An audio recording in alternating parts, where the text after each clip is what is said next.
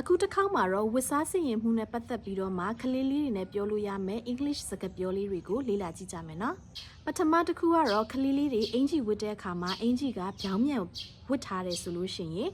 it's inside out it's inside out ဆိုပြီးတော့မှပြောပြလို့ရပါတယ်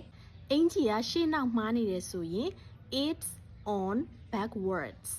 it's on backwards ဆိုပြီးတော့မှပြောမယ်နော်ကျေသီးတက်ပါဆိုရင်တော့ button your shirt button your shirt ဂျာကင်ဇစ်ဆွဲပါဆိုလို့ရှိရင် zip up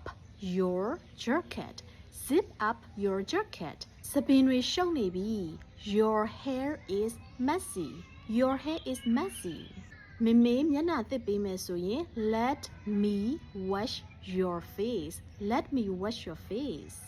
ငါသားလေးကချောလိုက်တာဆိုရင် you look handsome you look handsome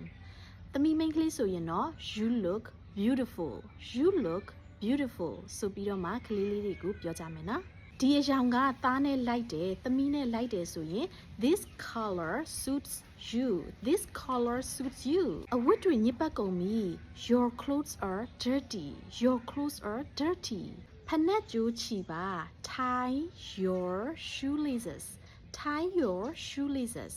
English စကားပြောနဲ့ပတ်သက်ပြီးတော့မှနောက်ထပ်လေ့လာခြင်းနဲ့ခေါင်းစဉ်လေးတွေရှိရဆိုရင်တော့ comment မှာပြောပြခဲ့ပါဦးနော်ဒီစကားပြောအတူလေးတွေကတော့ဝစ်စားစီရင်မှုနဲ့ပတ်သက်ပြီးတော့မှခလေးလေးတွေနဲ့နေ့စဉ်ပြောလို့ရတဲ့ English စကားပြောအတူထွားလေးတွေပဲဖြစ်ပါတယ်နောက်ထပ်လေ့လာခြင်းတဲ့အရာလေးတွေကိုနောက်ထပ်ဗီဒီယိုမှာဆက်ပြီးကြည့်ကြရအောင်နော်